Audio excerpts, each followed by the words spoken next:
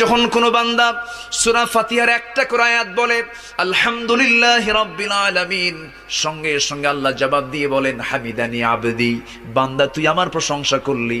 আর রহমানির রহিম যখন বলে আল্লাহ বলেন আসনা আলাইয়া আবদি। মালিক ইয়াউমিদ্দিন যখন বলে আল্লাহ বলেন মাজ্জাদানি আবদি।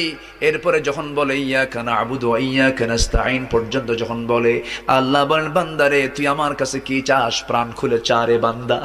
ইহদিনাস সিরাতাল মুস্তাকিম থেকে শুরু করে নিয়া ওয়ালাদ-দাল্লিন পর্যন্ত যখন বান্দা বলে তখন আল্লাহ বলেন বান্দা নামাজের মধ্যে এমন প্রেমের খেলা খেললি বান্দা, তুই যা চাইলি সব আমি আল্লাহ কবুল করলাম।